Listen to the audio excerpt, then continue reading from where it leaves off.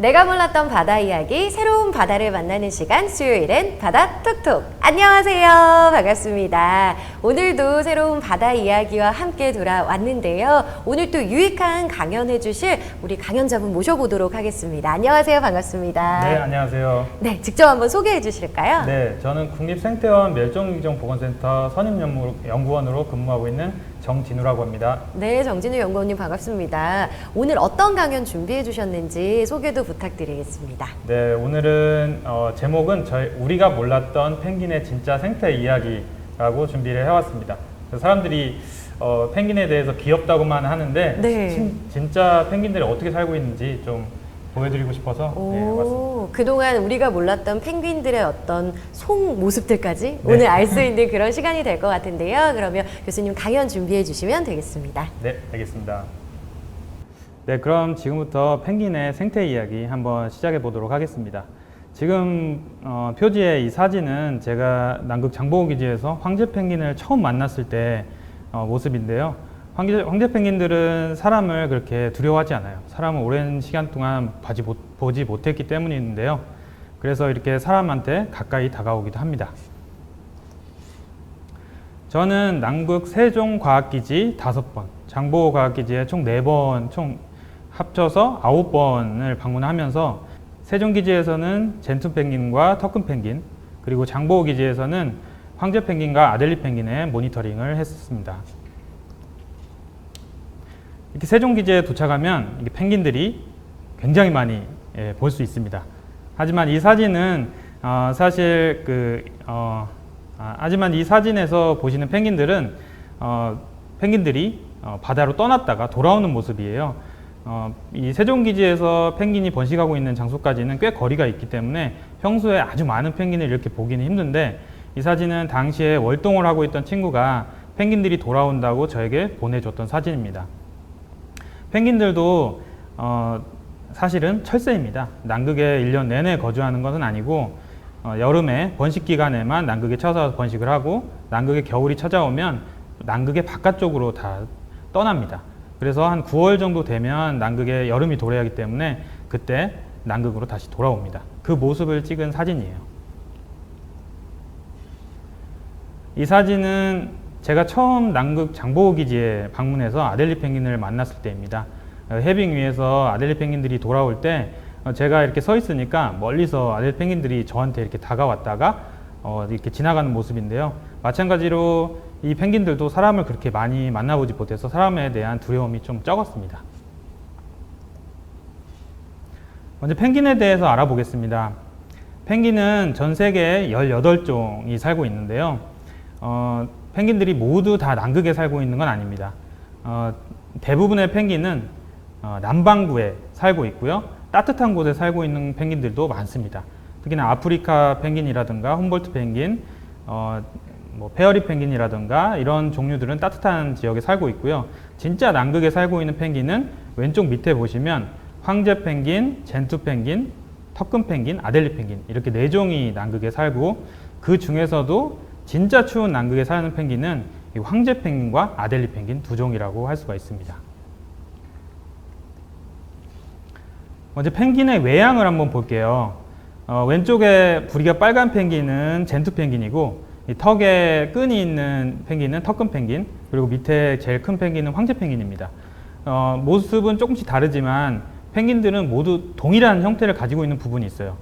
바로 배는 하얗고 등은 검었다는 겁니다. 그 외에도 또 펭귄은 모습이 되게 살이 찐 약간 유선형의 몸집이고, 날개는 굉장히 작게 발달을 했죠. 펭귄이 왜 등은 검고 배는 하얀지 설명을 드리겠습니다. 이거는 위장의 방법으로 영어로는 카운터 쉐이딩이라고 하는데요. 펭귄들이 바다에서 헤엄을 치고 있습니다. 그런데 이제 펭귄들을 잡아먹고 사는 표범 물범이라는 애가 있거든요. 얼마나 무서운 이 포식자냐면 하루에 펭귄을 40마리 이상 잡아먹었던 기록이 있습니다. 이런 표범 물범이 뒤에서 쫓아오면 펭귄들 입장에서는 도망가야 되잖아요. 펭귄들은 주로 바닷속에서 이동을 하기 때문에 바다는 밑으로 내려갈수록 어둡잖아요. 그래서 표범 물범이 뒤에서 쫓아오면 펭귄들은 밑으로 도망갈 겁니다. 그렇게 되면은 표범 물범의 입장에서 펭귄의 등이 보이고 까맣게 되면서 사라지는 효과가 생기겠죠. 그러면 좀 표범 물범을 피해서 도망갈 수가 있을 겁니다. 그럼 왜 배는 하얗냐? 펭귄들도 무언가를 잡아먹고 살겠죠. 주로 남극에서는 크릴을 잡아먹고 사는데 크릴한테 들키지 않고 가야 되잖아요. 크릴이 밑에서 바다 위를 쳐다보면 하늘은 밝잖아요. 그래서 배가 하얗면 크릴한테 들키지 않고 펭귄이 크릴을 잡아먹을 수 있게 됩니다. 하지만 이게 펭귄만 이런 현상을 가지고 있는 건 아니에요. 대부분의 동물들이 이 정도의 차이는 있지만 이 위장 방법을 다 가지고 있습니다. 사는 곳에 따라서 그리고 생태에 따라서 이유는 많지만 조금씩 다르게 바뀐 거예요. 예를 하나 들어볼게요. 밑에 사진에 보시면 사슴이 지금 한 3마리가 있습니다. 잘 안 보이죠? 네. 이 사슴들은 등은 좀 어두운 갈색이고 배는 흰색입니다. 근데 자연에서 보면 대부분 빛이 비치기 때문에 그림자가 집니다. 그래서 이렇게 명암이 나뉘거든요. 그래서 이렇게 두 가지 색깔을 가지게 되면 오히려 더 잘 숨겨지는 모습을 볼 수가 있는 거죠. 그래서 더 안 보이는 효과가 있게 됩니다. 마찬가지로 표범 물범도 보시면 정도의 차이는 있지만 등은 좀 더 어둡고 배는 좀 더 밝은 모습을 볼 수 있고 고래라든가 우리가 즐겨 먹는 고등어 같은 생선에서도 이런 모습을 볼 수가 있죠. 그리고 집에 있는 강아지라든가 고양이도 마찬가지로 정도의 차이는 있지만 등은 좀 어둡고 배는 좀 밝은 색깔을 가지고 있습니다. 그런데 이런 원칙을 정확히 반대로 하고 있는 동물도 있어요. 지금 이 사진에 보시면 스컹크인데요. 스컹크는 뭔가 다른 동물하고 다르죠. 무기를 가지고 있잖아요. 되게 냄새가 심한 방귀를 가지고 있는데 그렇기 때문에 다른 동물한테 나는 무기를 가지고 있기 때문에 접근하지 마라 라는 신호로 이렇게 거꾸로 이 위장 방법을 가지고 있는 겁니다.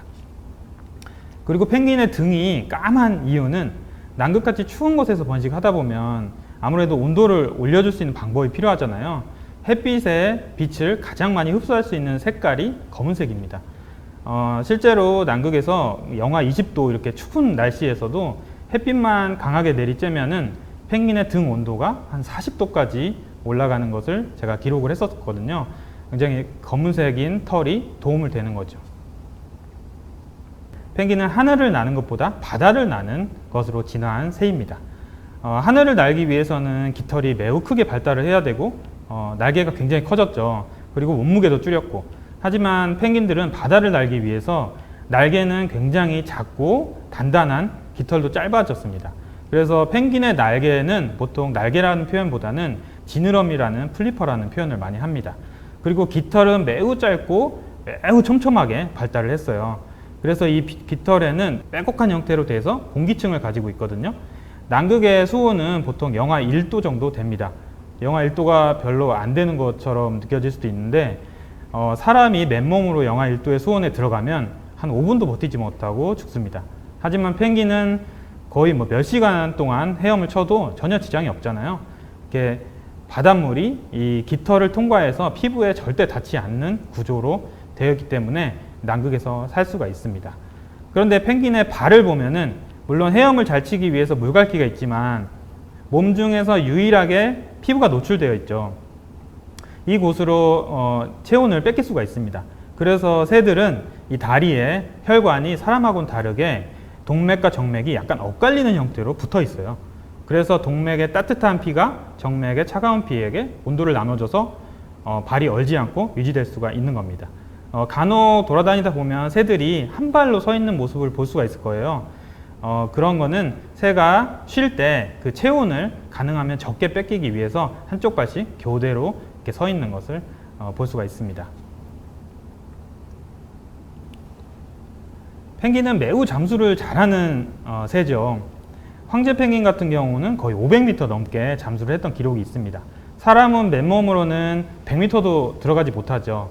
하지만 펭귄들은 잠수를 잘하는데 황제 펭귄 같은 경우에도 굳이 500m까지는 사실 내려갈 필요가 없거든요.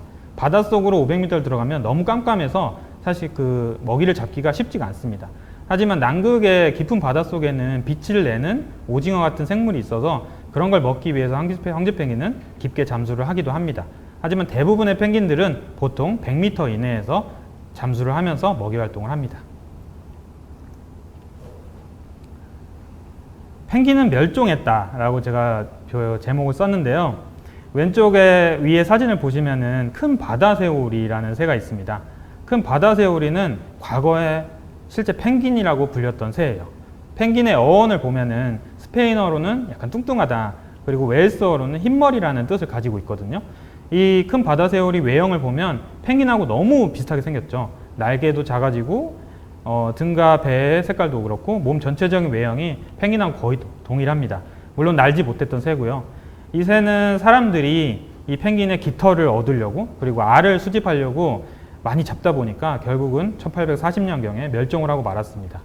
하지만 이 새가 멸종을 할 즈음에 사람들이 남극을 진출을 하게 되거든요.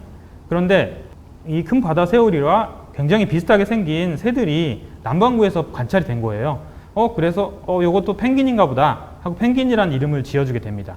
근데 이 새는 멸종을 해버리고 현재 남아있는 펭귄들이 이 이름을 받아서 현재 펭귄이라고 불리고 있는 것이죠.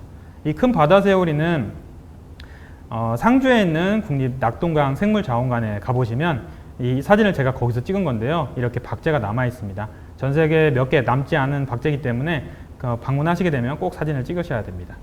그리고 사람들이 이제 남극을 가다 보니까 굉장히 큰 펭귄을 발견을 하게 돼요. 그래서 이 펭귄은 펭귄 중에서 왕이다. 그래서 임금 펭귄, 킹 펭귄이라고 이름을 짓습니다. 그런데 남극을 더 깊은 곳으로 들어가 보니까 얘보다 더 큰 펭귄이 있는 거예요. 그럼 임금보다 더 높은 게 뭐죠? 네, 황제라고 이름을 짓습니다. 그래서 황제 펭귄이 돼요. 그리고 프랑스에 굉장히 유명한 남극 탐험가 드몽드빌이라는 분이 있었습니다. 이분이 이제 남극을 탐험을 하다가 어떤 섬에 도착을 하게 돼요. 그래서 그 섬에다가 자기 부인 이름이 아델레거든요. 자기 부인의 이름을 딱 붙여가지고 아델레 랜드라고 이름을 짓습니다. 그리고 그곳에 살고 있던 펭귄한테 아델리 펭귄이라고 이름을 지어요. 그래서 자기 부인의 이름을 펭귄한테 남긴 거죠. 굉장히 이쁜 이름을 받았지만 이런 사연이 있었습니다. 펭귄은 사람에게 어떻게 반응할까? 이 영상은 제가 처음 남극 장보기지에 가서 황제 펭귄의 번식지를 방문했을 때입니다. 저희가 헬기를 타고 펭귄의 번식지에서 약 2km 정도 멀리 떨어진 곳에다 헬기를 내렸는데 그 모습을 보고 황제 펭귄들이 다 몰려든 거예요. 저희한테. 황제 펭귄들 입장에서는 굉장히 오랜 시간 동안 사람을 만나지 못했기 때문에 사람이 약간 두렵다거나 잠재적 포식자가 될 거라는 걸 모르는 거죠. 호기심이 굉장히 많습니다. 저희한테 모여들었어요. 저희는 처음에 헬기 때문에 얘네들이 다치지는 않을까 굉장히 걱정해서 막 밀어내기도 하고 했는데 결국은 다 자기 번식지로 나중엔 돌아가더라고요. 신기했던 경험이었습니다. 제가 황제펭귄 번식지에서 이렇게 누워가지고 지금 펭귄을 영상을 찍고 있는 거거든요. 펭귄을 좀 커 보이게 하기 위해서 찍고 있었는데 펭귄들이 저한테 이렇게 다가오는 거예요. 뭔 일인지 모르지만 이렇게 호기심이 가득해서 오는데 저 뒤에 있는 펭귄들은 사실 무슨 일인지도 모르고 막 쫓아와요. 그거는 동물들, 특히 펭귄들의 세상에서는 앞에 있는 펭귄들의 행동을 따라하려는 경향이 있어요. 그게 여러 마리가 뭉쳐서 하는 행동들이 유리하다는 걸 알고 있기 때문입니다. 이 친구들은 아델리 펭귄의 새끼들이에요. 올해 처음 태어나가지고 조금 자랐는데 얘네들 같은 경우에는 아직 그 사람을 잘 모르죠. 그래서 호기심이 굉장히 많아요. 제가 이렇게 보고 있으면 제 주변으로 다 몰려든 겁니다. 제가 황제 펭귄 조사를 하다가 이렇게 가만히 서 있었더니 황제 펭귄들이 저를 보고 계속 몰려듭니다. 제 주위를 완전히 둘러쌀 때까지 몰려들거든요. 굉장히 호기심이 많고 아직 사람에 대한 두려움이 없기 때문이죠. 그런데 이런 행동을 하다가 멸종된 새가 있습니다. 과거에. 혹시 아시겠나요? 바로 도도새입니다. 도도새. 도도새는 인도양의 모리셔스 섬이라는 곳에서 살던 새예요. 그곳엔 사람이 방문한 적이 없었고 사람들이 이제 무역로를 개척하면서 그 섬을 많이 방문하게 됩니다. 도도새는 날지 못하는 새였거든요. 딱 봐도 약간 칠면조처럼 먹음직스럽게 생겼잖아요. 그래서 사람들이 이 도도새를 잡아 실제로 먹기도 했습니다. 그럴 때 한 마리를 잡아가는데 옆에 있는 도도새들은 심지어 도망가지도 않았다고 해요. 사람이 아직 위험하다는 걸 알지 못했죠. 사람이 이 섬에 가면은 이 사람을 따라서 개나 고양이도 들어가게 되고 쥐나 질병들도 들어가게 되겠죠. 그럼 그렇게 돼서 결국 도도새는 사람 때문에 멸종을 하게 됩니다.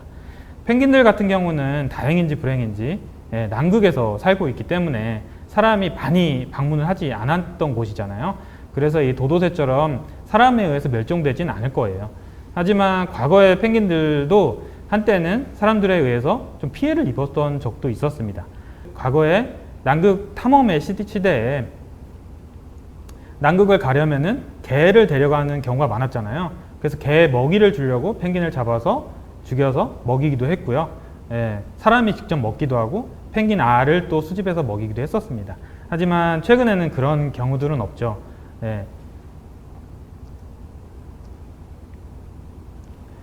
그래서 황제 펭귄들은 이렇게 제가 그 손을 내밀면 호기심 있게 다가와서 부리로 이렇게 쪼아보기도 하고 이런 행동을 합니다. 근데 번식하고 있는 아델리 펭귄에서는 조금 다른 경향이 있어요.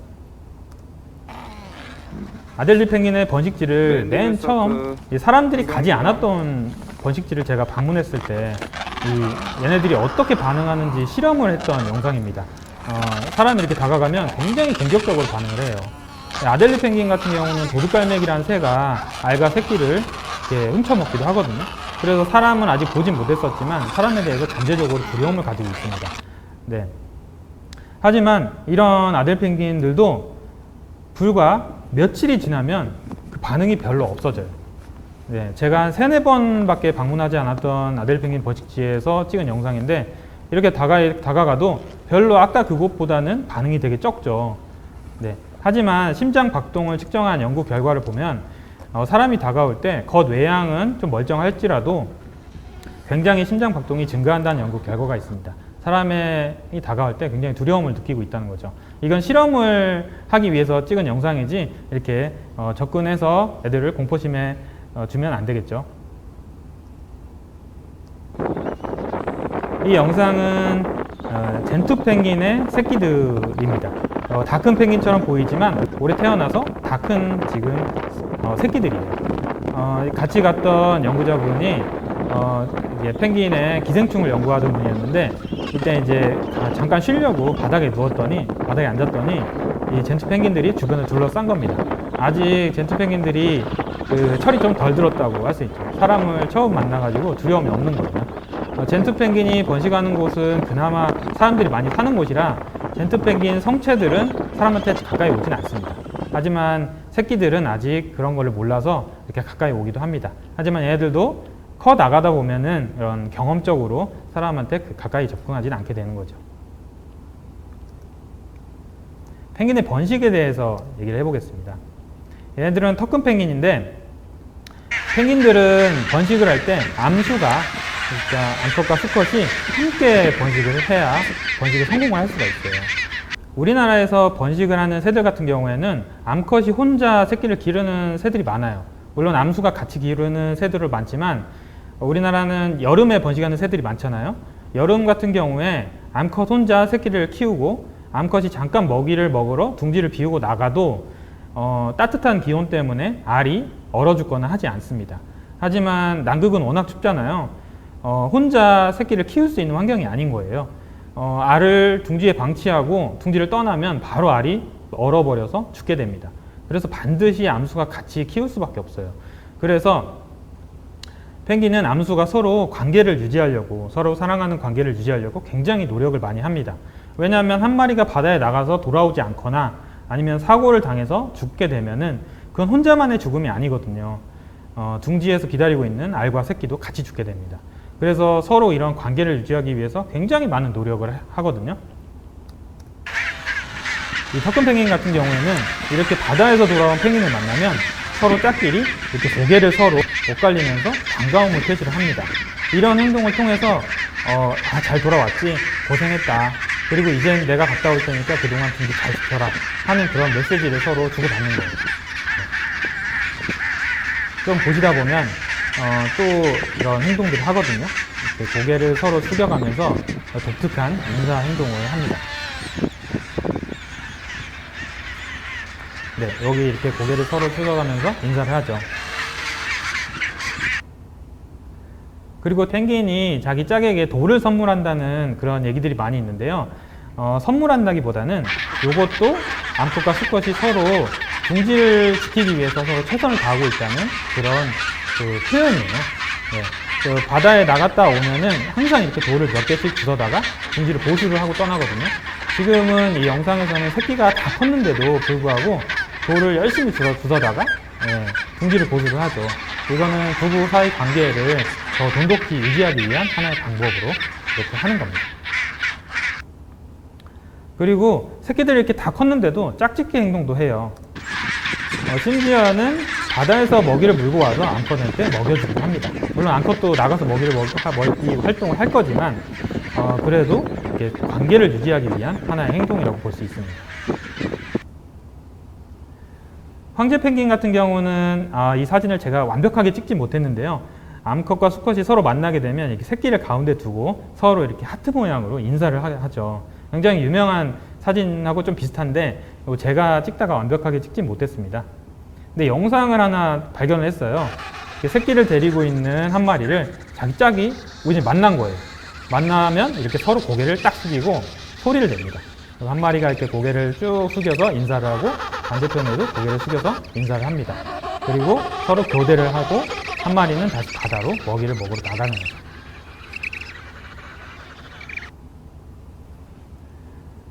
남극에서 번식하는 펭귄들은 둥지의 재료로 쓸 게 마땅치가 않습니다.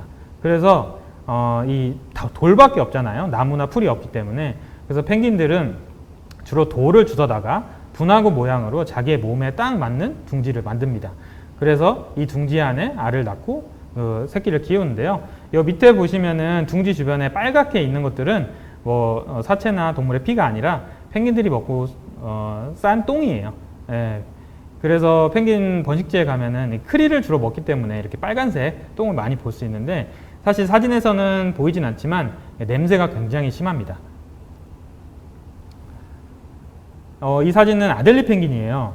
근데 다른 애들하고는 좀 둥지를 다른 재료를 많이 물고 왔습니다. 아델리 펭귄도 마찬가지로 주로 돌을 물어다가 둥지를 짓는데 이 아델리 펭귄이 번식하고 있는 이 땅이 토양 같죠. 하지만 이 땅은 토양이라기보다는 펭귄의 배설물과 펭귄의 사체 이런 것들이 쌓여서 만들어진 구아노라고 할 수 있습니다. 펭귄의 번식지는 펭귄의 새끼가 태어나는 탄생의 장이기도 하지만 이곳에서 죽는 펭귄들한테는 무덤이기도 합니다.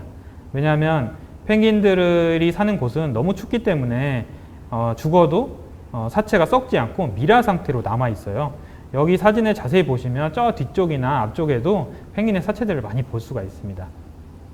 그런데 이 펭귄은 굉장히 특이하게도 이 미라에서 다른 펭귄의 뼈만 이렇게 모아다가 둥지를 지었어요.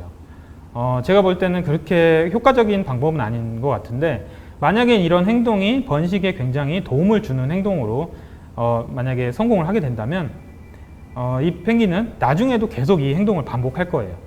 하지만 그렇게 좋아 보이지는 않습니다. 이 친구가 경험이 더 많이 쌓여가지고 나중에 번식을 잘 하게 되면 나중에는 작은 돌 위주로 물어오게 될 것 같아요. 아델리 펭귄들이 굉장히 이렇게 독특한 행동들을 하는 친구들이 많은데 그래서 굉장히 재밌는 펭귄입니다. 이 사진은 젠투 펭귄의 번식지예요. 이렇게 펭귄들이 모여 사는 곳을 콜로니라고 부르는데 펭귄들이 모여 살면 굉장히 많은 장점들이 있습니다. 도둑갈매기라든가 이런 포식자가 접근을 했을 때 함께 같이 방어를 할 수도 있고요. 바다에 나갈 때 함께 같이 나가면은 아무래도 먹이도 더 쉽게 찾을 수가 있겠죠. 그리고 눈이 많이 오는 곳에서 혼자 번식을 하다가는 둥지가 눈에 묻히는 경우가 많습니다. 하지만 이렇게 같이 있다 보면은 눈도 더 빨리 녹겠죠. 이 둥지 사이사이의 간격에 새까만 거는 모두 펭귄의 똥입니다.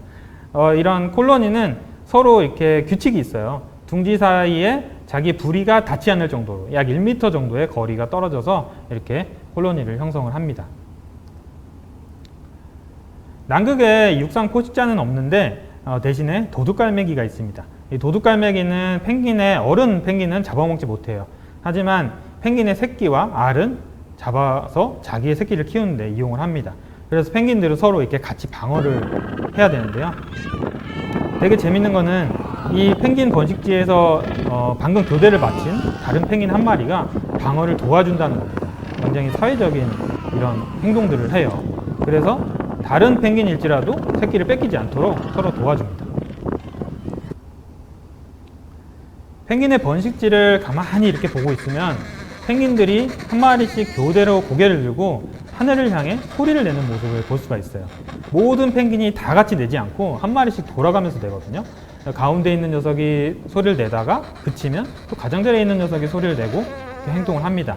이거는 바다에 나가 있는 짝에게 자기의 위치를 알려주는 행동이에요. 지금 한 마리는 바다에 나가 있잖아요. 이 번식지에는 약 5만 쌍의 펭귄이 번식을 합니다. 저도 제가 체크를 하는 둥지를 찾아가기 위해서는 그 GPS를 보고 찾아가야 될 정도로 굉장히 넓은 번식지예요. 그런데 펭귄들은 절대 혼동하지 않습니다. 바로 자기의 둥지로 찾아갈 수가 있어요. 그거는 둥지에서 한 마리가 항상 소리를 내주고 있기 때문에 그 소리를 정확히 듣고 찾아가는 겁니다. 펭귄들은 대부분 2개의 알을 낳습니다. 요거는 환경이 알의 개수를 정했다고 보시면 됩니다. 펭귄이 번식기에는 이 배 밑이 깃털이 갈라져서 맨살이 드러나는 부분이 생기는데 이걸 포란반이라고 부르거든요. 한국같이 따뜻한 곳에서 번식을 하는 새들 같은 경우에는 굳이 포란반이 생기지만 포란반으로 덮지 않아도 새끼들한테 알에게 그 체온을 전달해 줄 수가 있거든요. 하지만 펭귄들 같은 경우에는 바깥 공기가 워낙 춥기 때문에 이 포란반에 꽉 맞게 그 알을 품어야지만 체온을 전달해 줄 수가 있습니다. 그런데 간혹 알을 3개를 낳는 펭귄이 있거든요. 그렇게 되면 어떻게 될까요? 1개의 알이 죽게 될까요? 아니면 3개가 다 죽을까요? 정답은 3개의 알이 모두 다 죽는다입니다. 펭귄들은 이 알의 온도를 고르게 유지시키기 위해서 서로 알을 굴리거든요. 교환을 해주는 거죠. 그러다 보면 아무래도 3개를 낳았을 경우에 하나는 항상 밖으로 삐져나와 있겠죠. 그렇게 되면 교대로 알이 추위에 노출이 돼서 죽게 됩니다. 그래서 모든 대부분의 펭귄들은 2개의 알을 낳을 수밖에 없는 거죠. 환경이 이 펭귄의 알 개수를 정한 것입니다. 그래서 제가 모든 펭귄이라고 했는데 모든 펭귄은 아니고요. 황제 펭귄과 임금 펭귄은 알을 하나만 낳습니다. 그 외에 모든 펭귄은 2개를 낳습니다. 황제 펭귄과 임금 펭귄 같은 경우는 둥지를 만들지 않고 자기 발등에 알과 새끼를 얹어가지고 포란을 합니다. 그래서 자기의 늘어지는 뱃살을 이용해서 알을 이렇게 덮어서 품어주는데 황제 펭귄 같은 경우는 바닥이 얼음이잖아요. 번식지가. 그래서 둥지를 만들지 못하는 거죠. 그래서 2개를 낳았을 경우에 2개를 다 들고 다닐 수 없기 때문에 마찬가지로 하나를 낳을 수밖에 없게 진화를 한 겁니다. 펭귄의 먹이에 대한 얘기를 해보겠습니다. 바닷속에서 지금 펭귄들이 그 헤엄을 치고 있어요. 펭귄 떼가 먹이를 찾아 여행을 하고 있습니다. 그러다가 크릴떼를 만났어요. 지금 이제 펭귄들이 열심히 크릴떼를 먹습니다. 얼른 이걸 먹고 새끼들한테 가서 토해줘야 되거든요. 네, 신났죠. 그런데 이 영상을 누가 찍었을까요? 제가 들어가서 찍었으면 저는 살아남지 못했겠죠. 추워서. 하지만 이 영상은 펭귄이 찍었습니다. 펭귄의 이게 등에다가 이렇게 GPS라든가 카메라를 부착을 해가지고 저희가 펭귄이 어디 가서 먹이를 먹고 어떤 먹이를 먹고 어떤 행동을 하는지를 연구를 했었는데요. 이 펭귄한테 사실 너무 미안하긴 하죠. 큰 가방을 짊어지고 바다를 보내야 돼서. 그렇지만 연구를 위해서 저희가 이런 연구를 했었는데요. 장보기지에서 한 20마리의 아델리 펭귄한테 그 GPS를 부착해 봤더니 펭귄들이 보통 한 번에 바다에 나갔다 올 때 약 145km 이상을 이동을 한 걸로 나왔습니다. 보통 하루나 길게 걸리면 5일 정도가 걸리는데요. 굉장히 먼 거리를 이동을 하는 거죠. 새끼를 키우기 위해서 펭귄들은 굉장히 큰 모험을 합니다. 그것도 매일 이런 모험들을 하죠. 펭귄의 먹이를 조사를 해보면 대부분이 90% 이상이 크릴을 먹습니다. 물론 작은 물고기라든가 엽새우라든가 오징어를 먹기도 하는데 펭귄을 먹여 살리는 건 크릴입니다. 이 크릴은 우리가 크릴 새우라고 많이 표현을 하기도 하는데 사실 새우와랑은 먼 친척벌입니다. 그래서 새우라고 부르면 안 되고요. 동물성 플랑크톤의 한 종류입니다. 이 남극 크릴이 얼마나 많냐면 1년의 생산량이 사람 전체의 몸무게를 합친 거랑 비슷해요. 거의 남극이나 대부분의 바다를 먹여 살리는 그런 생물이라고 할 수가 있습니다. 그래서 이 남극의 여름이 되면 이 크릴을 먹기 위해서 고래도 찾아오고 물범들, 이런 해표들도 찾아와서 이 바다에서 살게 되는 거죠. 그런데 이 크릴의 생산량에는 이 바다 얼음이 굉장히 중요합니다. 바다 얼음, 해빙이라고 부르는데요. 지금 보시면 가운데 있는 거는 빙하가 떨어져 나온 유빙이고 밑에 조각조각 난 것들이 해빙입니다. 원래는 하나의 덩어리로 다 붙어 있었어요. 남극에는 매년 겨울이 되면 바다가 옵니다.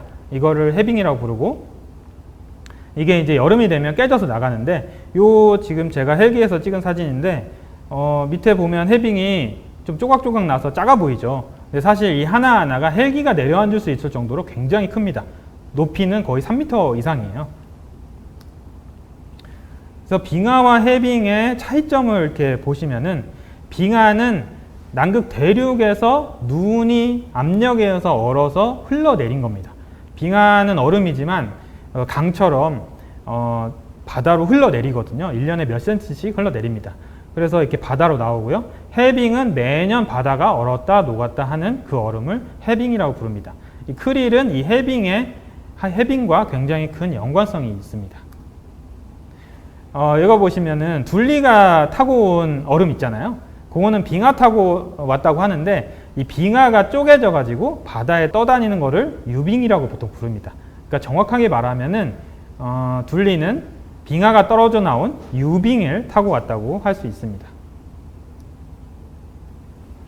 그럼 왜 해빙이 그 크릴의 생산량에 중요하냐? 해빙이 많이 얼면은 아무래도 해빙 밑으로 굉장히 잔잔한 바다가 생기잖아요. 파도도 덜 치고, 그렇게 되면 그 밑에서 플랑크톤들이 잘 살 수가 있습니다. 그러면 크릴도 많아지고 펭귄들도 잘 살 수가 있게 되죠. 그런데 지구가 만약에 따뜻해져서 해빙이 점점 감소하잖아요. 그러면은 파도가 많이 치겠죠. 그러면 아무래도 플랑크톤들이 잘 살 수 있는 공간이 줄어듭니다. 그래서 크릴도 줄어들고, 그렇게 되면 결국은 펭귄들도 줄어들 수밖에 없는 겁니다. 이 영상은 제가 나사 있잖아요. 미국의 나사 사이트에서 다운을 받은 영상인데, 이 남극 주변으로 지금 구름같이 보이는 게 해빙입니다. 지금은 영상의 10월인데요. 지금 저 남극의 여름으로 가고 있어요. 우리 한국과 남극은 계절이 정반대입니다. 지금은 우리가 여름이지만 남극은 겨울이에요. 그리고 12월이 되면 우리는 겨울이 되지만 남극은 여름입니다. 그래서 지금 12월이 넘어가니까 해빙들이 다 녹아서 없어졌죠. 그리고 다시 3월이 되면은 다시 이 해빙들이 넓게 퍼지는데, 매년 얼었다 녹았다 하는 이 면적이 넓을수록 크릴들이 더 잘 산다는 겁니다. 그래서 지구가 따뜻해지는 환경 변화가 있게 되면 이 해빙이 감소하게 되고, 해빙이 감소하게 되면 결국에 남극에서 살고 있는 여러 가지 동물들도 감소할 수밖에 없습니다. 남극은 사막입니다. 공기 중에 떠도는 습기도 다 얼어붙어서 눈으로 내리거든요. 그래서 굉장히 건조해요. 남극에 비가 오는 경우는 거의 없습니다. 그런데 최근에는 남극 세종기지 주변에 비가 여러 번 오고 있어요. 제가 있었던 해 중에 한번 남극 세종기지에 한 일주일 정도 비가 내렸습니다. 제가 펭귄 마을에 이렇게 찾아가 봤는데, 지금 이 사진에 보시면 그나마 피해가 덜어서 아직 살아있죠. 네, 턱금 펭귄의 번식지 한 곳에 새끼들이 거의 몰살을 당한 사건이 있었습니다. 어미들은 방수 깃털을 가지고 있기 때문에 비가 와도 크게 무리가 되지 않아요. 바다도 나가서 사니까요. 그렇지만 새끼들은 남극에서 적응을 했었는데 그동안 비가 오지 않았기 때문에 비에 대한 적응을 할 필요가 없었어요. 그래서 이렇게 솜털만 가지고 있습니다. 솜털은 물에 젖죠. 그래서 비가 오게 되면 새끼들은 한 번에 몰살을 할 수도 있습니다.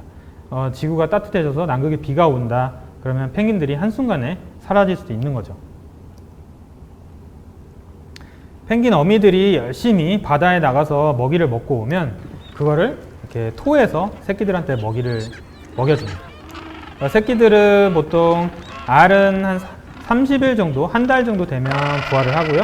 부화하고 나서 한 달에서 한 달 반 정도 되면 어미처럼 커집니다. 펭귄의 행동을 한번 볼게요. 이 황제 펭귄이 지금 새끼한테 먹이를 줍니다. 굉장히 재밌는 행동을 하는데요. 이렇게 먹이를 한번 주고 나면 펭귄이 뒤돌아서서 새끼한테서 도망갑니다. 이게 모든 펭귄들이 다 이런 행동을 하거든요. 이걸 먹이주기 도망 행동이라고 제가 표현했는데 영어로는 피딩 체이스라고 부릅니다. 새끼가 어미가 도망가는 걸 쫓아가서 다시 조르죠, 먹이를. 그러면 어미는 다시 먹이를 토해줍니다. 그래서 펭귄의 번식지에 가보면 새끼들이 컸을 때 여러 추격전들을 볼 수가 있습니다. 어미가 도망가고요, 새끼가 쫓아가죠. 어미가 도망가고 새끼 두 마리가 쫓아갑니다. 굉장히 귀여워 보일 수 있죠. 네. 왜 이런 행동을 하느냐, 여러 의견들이 많이 있습니다. 펭귄들은 일단 바다에서 돌아왔을 때 둥지가 없이 이렇게 새끼들이 따로 흩어져 있으면 자기 새끼가 누군지를 모르잖아요. 그래서 자기 새끼를 소리로 먼저 판단을 해서 찾는데 그 새끼가 자기 새끼인지를 또 확실하게 알기 위해서 도망치면 끝까지 쫓아오는 새끼를 자기 새끼라고 인식을 하는 겁니다. 그리고 두 마리의 새끼가 있을 경우에 한 마리를 주다가 옆에 있는 애가 방해를 하면 먹이를 흘릴 수도 있잖아요. 애써 잡아온 먹이를. 그래서 한 마리가 포기할 때까지 도망가는 겁니다. 그러면 한 마리가 포기하면 한 마리한테 먹이를 주고, 그럼 포기했던 새끼가 또 쫓아오면 그 새끼한테 먹이를 줍니다. 그리고 펭귄들 같은 경우는 이 번식지를 새끼가 떠나면 바로 실전이거든요. 실전. 우리 사람은 부모님들이 늦게까지 다 보살펴 주잖아요. 하지만 펭귄들은 한번 바다에 나가면 부모들이 도와줄 수가 없습니다. 그래서 어미들이 새끼들의 체력을 기르기 위해서 체력 훈련을 하는 것도 있고요. 번식지에서 멀어지기 위해서 하는 행동일 수도 있고요. 그리고 도둑갈매기 같은 포식자들이 방해하는 것을 또 방해하기 위해서 이렇게 하는 행동일 수도 있습니다. 지금 이 영상에 보시면 왼쪽에 있는 게 어미 펭귄이고 오른쪽에 있는 게 새끼 펭귄입니다. 거의 동일하게 생겼지만 새끼가 지금 어미한테 먹이를 막 조르고 있어요. 어미가 귀찮아 하면서 도망가니까 새끼가 쫓아갑니다. 네, 귀여운 영상이죠. 이렇게 두 마리 새끼가 어미를 이렇게 방금 바다에 나갔다 와서 어미가 엄청 지쳐 있는데 이렇게 쫓아가면서 먹이 내놔 하면서 이렇게 쫓아가죠. 그러면 어미는 어느 정도 도망을 가다가 자기 새끼를 확인하고 먹이를 주는 거죠. 펭귄은 굉장히 사회적인 동물입니다. 새끼들이 어느 정도 자라면 대부분의 부모들은 바다로 떠나고 일부 몇 마리만 어미들이 남아서 새끼를 보살펴줘요. 다른 개체의 새끼들까지 다 보살펴줍니다. 사람과 같이 보육원이라고 부르거든요, 우리가. 그래서 여기서는 지금 어미 펭귄이 하나, 둘, 셋, 넷, 한 5마리, 6마리 정도 보이는데 이 6마리가 그런 도둑갈매기라든가 포식자들이 접근을 했을 때 다 쫓아내줘요. 새끼들을 같이 보호를 해줍니다. 알을 품는 아델리 펭귄이거든요. 지금 이 영상을 찍었을 때가 굉장히 추운 날이었어요. 영하 20도 정도 되는 날인데 이 펭귄이 자기의 체온을 알한테 고스란히 전달해주기 위해서 자기 몸을 최대한 동그랗게 뭉치고 눈이 오더라도 눈을 털어내지도 않고 이렇게 버티는 거예요. 네. 새끼를 키우는 펭귄들이 굉장히 고생을 하며 살고 있습니다. 그리고 이 영상은 지금 블리자드가 부른 날이에요. 엄청 추운 날이어서 어느 정도로 추웠냐면 제가 이 영상을 찍으려고 카메라를 들고 나갔는데 카메라의 렌즈가 얼어가지고 계속 오류가 나는 거예요. 그래서 오래 찍지 못하고 들어왔었는데 펭귄들은 이런 날씨에서도 새끼를 지켜주기 위해서 모두가 바람을 등지고 새끼를 지켜줍니다. 그래서 아침에 일어나가지고 이렇게 펭귄 마을을 보면 지금 바람이 어디 방향에서 불어오는지를 바로 알 수가 있어요. 그거는 펭귄들이 모두 바람을 등지고 있기 때문에 바람의 반대 방향으로 모든 펭귄들이 바라보고 있습니다. 고생하면서 살고 있는 생물입니다. 그런데 그 펭귄의 번식지에서는 또 운이 나쁘면 이렇게 번식지 전체가 눈에 파묻히기도 하거든요. 네, 오른쪽 같은 경우에 이미 둥지가 물에 파묻혔죠. 눈이 많이 쌓여온 게 녹아서 이렇게 된 건데 이 펭귄은 이 밑에 보면 살짝 알 2개가 보입니다. 알을 지키려고 열심히 발로 알을 꺼내보지만 이미 알은 얼어서 죽었습니다. 이래서 펭귄들이 남극에 잘 적응해서 살고 있지만 남극의 환경은 펭귄들한테도 굉장히 모험이 된다는 거, 네, 힘들게 고생해서 살고 있는 것 살고 있습니다. 이 펭귄들은 해빙을 걸어서 바다까지 나갔다가 다시 걸어서 오거든요. 여기를 제가 걸어서 나가봤는데 엄청 멀어요. 몇 킬로미터를 됩니다. 이런 눈길을 사람도 걸어가기 힘든데 펭귄들은 매일 그걸 왔다 갔다 하는 거예요. 그래서 펭귄들이 다니다 보면 이렇게 길이 납니다. 그래서 그 길로 주로 이렇게 펭귄들이 다니죠. 이거를 펭귄 고속도로라고 부릅니다. 우리 한때 펭귄 하이웨이라는 영화도 개봉했었는데 이런 펭귄의 길을 펭귄 고속도로라고 불러요. 굉장히 귀엽죠. 하지만 지금 뱃속에는 먹이를 가득 물고 와서 새끼한테 먹여주기 위해서 가고 있는 겁니다.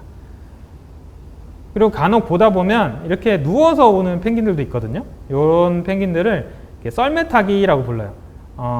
판판한 길에서 누워서 이렇게 발로 밀고 가면 더 빨리 이동할 수가 있거든요. 제가 펭귄하고 옆에서 같이 걸어봤는데 절대 펭귄을 이길 수가 없습니다. 체력이 정말 대단해요. 바다에서 나오는 펭귄인데요. 굉장히 신기하죠. 평평 튀어나옵니다. 근데 여기는 좀 낮아서 펭귄들이 좀 실수하지 않고 잘 올라오는데요. 굉장히 높은 데도 있거든요. 그런 곳에서는 펭귄들도 많이 실수를 해요. 벽에 부딪히기도 하고 한 번에 못 올라와서 떨어지기도 하고 합니다. 얘는 펭귄을 잡아먹는 표범 물범이라는 동물입니다. 굉장히 무섭게 생겼죠. 입도 크고. 얘네들이 펭귄을 하루에 거의 40마리 이상 잡아먹었던 기록이 있습니다. 펭귄 입장에서는 어마어마하게 무서운 존재예요. 그런데 모든 펭귄 번식지에는 얘네들이 항상 있어요. 펭귄들 입장에서 바다에 들어가는 게 얼마나 무서울까요? 요거는 표범 물범은 아닌데 웨델 물범이 펭귄을 잡아먹는 영상입니다. 물범들은 손과 발이 지느러미 형태이기 때문에 다른 동물들처럼 뜯어먹진 못하죠. 대신에 이렇게 입으로 잡고 잡아 던지면서 뜯어먹습니다. 이런 모습을 하루에 여러 번 보다 보면 펭귄들 입장에서는 얼마나 무섭겠어요. 자기 새끼를 키우기 위해서 매일 바다를 가야 되는데 자기를 잡아먹고 사는 이런 생물들이 바다에서 기다리고 있는 거거든요. 그래서 바닷가에서 이렇게 보면 펭귄들의 그 재밌지만 또 안타까운 모습을 볼 수가 있습니다.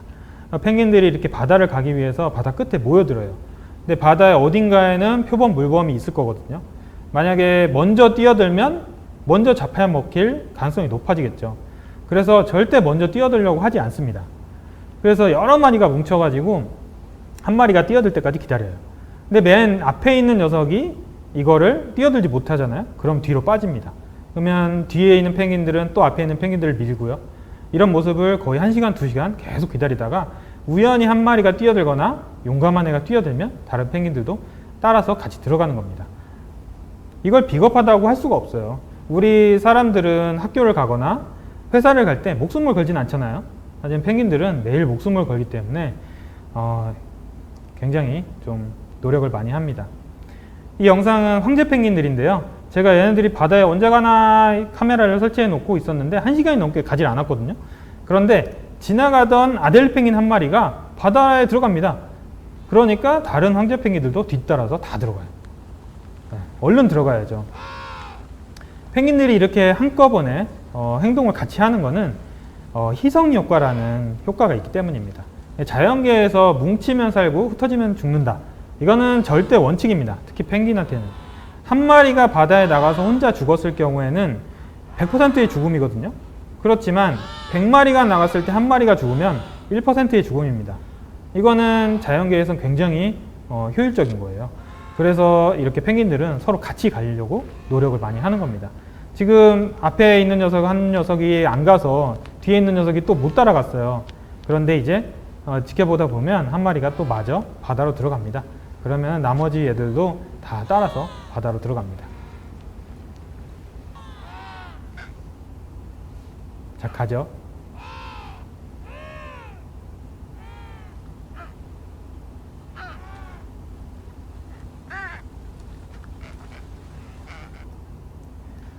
남극 연구활동에 대해서 잠깐만 소개를 하겠습니다. 이곳은 저희가 아델리 펭귄을 연구했던 케이프 할렛이라는 곳인데요.